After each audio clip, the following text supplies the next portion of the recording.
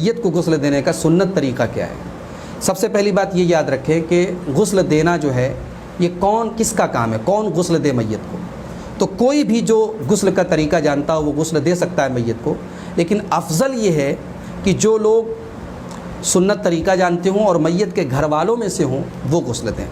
اللہ کے پیارے رسول صلی اللہ علیہ وسلم کا جب انتقال ہوا تو آپ کو غسل کس نے دیا؟ سیدنا علی مرتضیٰ رضی اللہ تعالیٰ عنہ نے غسل دیا، جیسا کہ ابن ماجہ کی 1467 نمبر کی صحیح روایت سے ثابت ہے۔ یہاں یہ بات یاد رکھیں کہ مردوں کو مرد غسل دے گا، عورتوں کو عورت غسل دے گی، لیکن ہاں میاں بیوی ایک دوسرے کو غسل دے سکتے ہیں۔ اس کی دلیل کیا ہے؟ اما عائشہ رضی اللہ تعالیٰ عنہ کہتی ہیں لو کنت استقبلت من امری مستدبرت، جو بات مجھے بعد میں معلوم ہوئی اگر پہلے معلوم ہوئی ہوتی، ما غسل النبی صلی اللہ علیہ وسلم غیر نسائہ، تو نبی صلی اللہ علیہ وسلم کو غسل آپ کی بیویوں نے دیا ہوتا۔ یہ ابو داؤد کی 3141 اور ابن ماجہ کی 1464 نمبر کی صحیح روایت ہے۔ اسی طریقے سے اما عائشہ ایک دوسری حدیث میں کہتی ہیں کہ اللہ کے رسول صلی اللہ علیہ وسلم ایک مرتبہ بقی کے قبرستان میں ایک جنازے میں شامل ہونے کے بعد آئے، وَأَنَا أَجِدُ صُدَاعًا فِي رَأْسِي، اس وقت میرے سر میں درد ہو رہا تھا، وَأَقُولُ وَرَأْسَهُ، اور میں کہہ رہی تھی کہ ہائے میرا سر، فَقَالَ بَلْ وَرَأْسَهُ، تو اللہ کے رسول نے فرمایا کہ میرا سر بھی دکھ رہا ہے۔ پھر آپ صلی اللہ علیہ وسلم فرمایا مَا ضَرَّكِ لَوْ مُتِّ قَبْلِي فَغَسَّلْتُكِ وَكَفَّنْتُكِ ثُمَّ صَلَّيْتُ عَلَيْكِ وَدَفَنْتُكِ، اے عائشہ کیا حرج ہے اگر تمہارا انتقال مجھ سے پہلے ہو گیا تو میں تمہیں غسل دوں گا اور میں تمہیں کفناؤں گا اور پھر میں تمہاری جنازے کی نماز پڑھاؤں گا اور میں تمہیں دفناؤں گا۔ یہ ابن ماجہ کی 1465 اور مسند احمد کی 25113 نمبر کی صحیح روایت ہے۔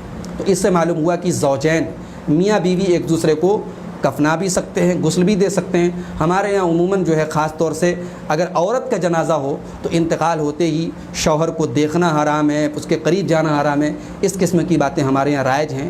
یاد رکھیں کہ سنت سے اس کا کوئی ثبوت نہیں ملتا، یہ جہالت کی بات ہے۔ شوہر جب غسل دے سکتا ہے تو اس کو چھونا یا اس کو دیکھنا میت کو اس کے لیے جائز ہے، وہ حرام نہیں ہے۔ اب آئیے میت کو نہلانے کا طریقہ شروع کرتے ہیں۔ سب سے پہلا جو ہے مسئلہ یہ یاد رکھیں کہ جب ہم میت کو غسل دیں گے تو اس کے بدن سے کپڑے اتار لیں گے۔ اگر آسانی سے کپڑے اتر جائیں تو ٹھیک ہیں، ورنہ کینچی سے اس کے کپڑے کو کاٹ لیا جائے گا۔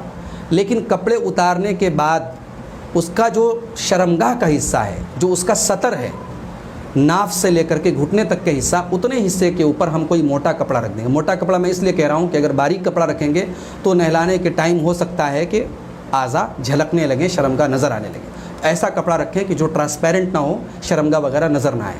جیسے زندگی میں کسی مرد کی شرمگاہ کو دیکھنا جائز نہیں ہے، کسی عورت کی شرمگاہ کو دیکھنا جائز نہیں ہے، تو موت کے بعد بھی وہ چیز برقرار ہے، اس کو ہم ڈھانکے رکھیں گے۔ اگر عورت کی میت ہے تو اس کے ساتھ بھی یہی مسئلہ ہے، اس کے بدن سے بھی کپڑا اتارا جائے گا اور اس کا بھی ناف سے لے کر کے گھٹنے تک کا حصہ جو عورت غسل دے گی وہ اس کو ڈھانکے رکھے گی، کور رکھے گی۔ غسل دینے والا اپنے ہاتھ میں کوئی دستانہ پہن لے یا کوئی کپڑا وغیرہ لے لے، اور سب سے پہلے جیسے ہم زندگی میں غسل کرتے ہیں تو سب سے پہلے ہم کیا کرتے ہیں؟ غسل جنابت کے ٹائم اپنی شرمگاہ کو صاف کرتے ہیں۔ تو میت کی شرمگاہ کو صاف کیا جائے۔ چونکہ انسان کبھی کبھی جب مرتا ہے تو اس کے پیشاب کے کچھ قطرے ہو سکتا ہے یا پاخانے کے راستے میں کچھ گندگی رہ گئی ہو، تو اس کو تھوڑا سا ہلکا سا اس کے پیٹ کو پش کر دیا جائے۔ اگر ضرورت پڑے تو اس کو تھوڑا سا بٹھا کر کے اس طریقے سے پش کیا جائے کہ اگر اس کے پیٹ میں کوئی حصہ ہو تو اس کے پیشاب اور پاخانے کے راستے سے خارج ہو جائے اور اس کو جو ہے صاف کر لیا جائے۔ یہ سب سے پہلا کام غسل کے دوران ہم کریں گے۔ پھر جو ہے جو غسل دینے والا ہے وہ نیت کرے گا۔ غسل جیسے زندگی میں ہم غسل کی نیت کرتے ہیں، زبان سے نہیں، دل میں ایک ارادہ کرتے ہیں کہ میں غسل کرنے جا رہا ہوں، ویسے ہی وہ غسل دینے کی نیت کرے گا اور بسم اللہ پڑھے گا، اور اس کے بعد جیسے زندگی میں ہم وضو کرتے ہیں وہ میت کو وضو کرائے گا۔ لیکن ظاہر ہے جب ہم زندگی میں وضو کرتے ہیں تو کلی کرتے ہیں، ناک میں پانی ڈالتے ہیں۔ میت کو ہم کلی نہیں کرائیں گے، اس کے بدن کے اندر پانی نہیں ڈالنا ہے، اس کی ناک کے اندر پانی نہیں ڈالنا ہے، بلکہ انگلی سے یا کسی کپڑے وغیرہ سے یا کسی کاٹن وغیرہ سے بس اس کے منہ کے اندر ہاتھ پھیر دینا ہے، اس کی ناک کے اندر ہاتھ پھیر دینا ہے۔ باقی جو وضو کا طریقہ ہے وہ سیم رہے گا۔ پھر اس کے بعد ہم میت کو غسل دینا شروع کریں گے۔ جب ہم غسل دینا شروع کریں گے، جیسے ہم نے وضو کرا لیا، وضو کرانے کے بعد ہم سر کو اچھی طریقے سے سر کے بالوں کو دھلیں گے۔ اگر مرد کا جنازہ ہے، مرد میت ہے، تو اس کی داڑھی وغیرہ کے بالوں کو بھی اچھی طریقے سے دھلیں گے، چہرے کو بھی اچھی طریقے سے دھلیں گے۔ پھر اس کے بدن کے جو رائٹ سائڈ کے داہنی طرف کے جو اعضاء ہیں ان کو ہم دھلیں گے۔ اللہ کے رسول صلی اللہ علیہ وسلم نے حضرت ام عطیہ سے کہا، جب وہ حضرت زینب، اللہ کے رسول صلی اللہ علیہ وسلم کی صاحبزادی حضرت زینب کا انتقال ہوا تو ان کو غسل دے رہی تھی حضرت ام عطیہ، تو اللہ کے رسول صلی اللہ علیہ وسلم فرمایا ابدأن بمیامنها ومواضع الوضوء منها، اس کے داہنی طرف سے شروع کرو اور وضو کے اعضاء سے شروع کرو۔ تو چہرے کو دھلیں گے، اس کے بعد ظاہر ہے کہ وضو میں ہاتھ ہوتا ہے، ہاتھ کو دھلیں گے، اور اس کے بعد جو دھڑ کا اوپر کا حصہ ہے اس کو دھلیں گے۔ اگر ہم چاہیں تو سر سے لے کر کے پیر تک کا سارا داہنے طرف کا حصہ پہلے دھل لیں، پھر بائیں طرف کا دھلیں، اور چاہیں تو پہلے چہرے اور سر کو دھلنے کے بعد پہلے ہاتھ داہنی طرف کا اور داہنی طرف کا دھڑ دھل لیں، پہلے آگے کا دھل لیں، پھر پلٹ کر کے پیچھے کا دھل لیں، پھر بائیں سائڈ کا ہاتھ دھل لیں اور بائیں سائڈ کا سینے کا اور پیٹ وغیرہ کا حصہ دھل لیں، پھر پلٹ کر کے پیچھے پیٹھ کا حصہ دھل لیں، اور چاہیں تو داہنی طرف کا اوپر کا دھڑ کے ساتھ ساتھ داہنی طرف کا پیر بھی آگے پیچھے کا دھل لیں، پھر بائیں طرف کا اوپر کا حصہ اور ساتھ میں بایاں پیر، دونوں کی گنجائش موجود ہے، دونوں طریقہ صحیح ہے۔ پانی میں بیر کی پتی ڈال لیں، عام طور سے اویلیبل ہوتی ہے، دستیاب ہوتی ہے، اللہ کے رسول کی سنت ہے۔ اللہ کے رسول نے حضرت ام عطیہ سے اسی حدیث میں صحیح بخاری کی 1255 اور صحیح مسلم کی 939 نمبر کی حدیث ہے، اس میں آپ نے فرمایا اغسلنھا بماء وسدر، ان کو پانی اور بیر سے غسل دو۔ تو بیر کی پتیوں کو تھوڑے سے پانی میں ہم اس کو جوش دے دیں، اس کو پکا لیں، اور اس کے بعد اس پانی کو سارے پانی میں مکس کر دیں، تو اس سے صفائی وغیرہ زیادہ ہوتی ہے۔ بیر کی پتی وغیرہ نہ ہو تو صابن وغیرہ سے بھی، جیسے زندگی میں ہم نہاتے ہیں صابن وغیرہ استعمال کرتے ہیں، میت کو بھی صابن سے نہلایا جا سکتا ہے۔ ایک بار غسل دینا ضروری ہے، کم سے کم ایک بار غسل دینا ضروری ہے، لیکن اگر ایک بار سے تسلی نہیں ہو رہی ہے تو اس سے زائد ہم 3 بار 5 بار 7 بار تک غسل دے سکتے ہیں۔ طاق عدد میں دیا جائے، یعنی ایک بار میں اگر نہیں ہوا تو 2 بار اور دے دیا جائے، 3 بار میں اگر نہیں ہوا تو 2 بار اور کر کے 5 بار کر دیا جائے، طاق عدد میں غسل دیا جائے تو یہ زیادہ بہتر ہے۔ اللہ کے نبی صلی اللہ علیہ وسلم نے اپنی بیٹی کو جو لوگ غسل دے رہی تھیں، جو عورتیں غسل دے رہی تھیں، آپ نے فرمایا اغسلنھا ثلاثا او خمسا او سبعا، 3 بار یا 5 بار یا 7 بار ان کو غسل دو، او اکثر من ذلک ان رأیتن، اگر مناسب سمجھو تو اس سے بھی زیادہ دے سکتی ہو۔ تو اس سے معلوم ہوا کہ طاق عدد ہو، اور جب تک تسلی نہ ہو جائے غسل، ایک مرتبہ غسل کا مطلب ہوتا ہے کہ سر سے پیر تک ہم نے پورے بدن کو دھو لیا تو ایک غسل ہوا، تو 1 مرتبہ 2 مرتبہ 3 مرتبہ اس طریقے سے ہم غسل دے سکتے ہیں۔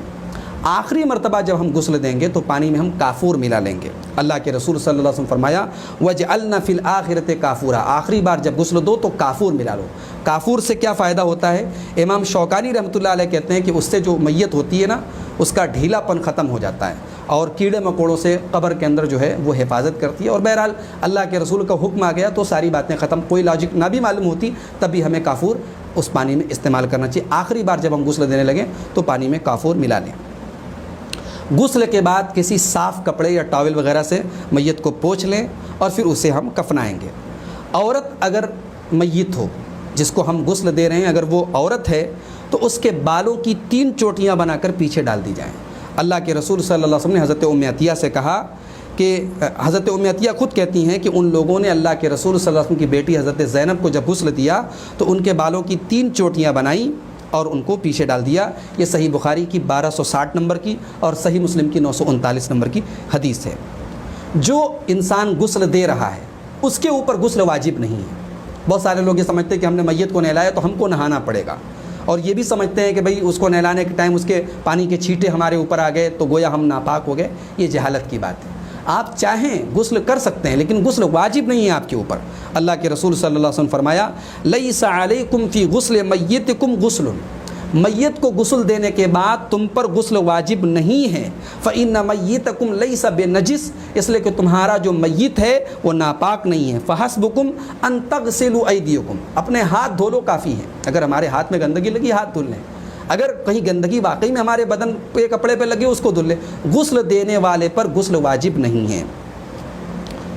یہاں ایک مسئلہ اور یاد رکھیں کہ اگر کوئی انسان جل کر کے مر جائے یا کسی ایکسیڈنٹ میں اس کی موت ہو جائے تو اگر اس کی لاش، اس کی باڈی اس لائق ہے کہ اس کو غسل دیا جا سکتا ہے تو غسل دیا جائے گا۔ اگر غسل دینے کے لائق نہیں ہے تو اس کو تیمم کرایا جائے گا، اس لیے کہ اللہ تعالیٰ نے قرآن کریم میں فرمایا فاتقوا اللہ ما استطعتم، اللہ سے ڈرو جتنی تمہارے اندر طاقت ہے۔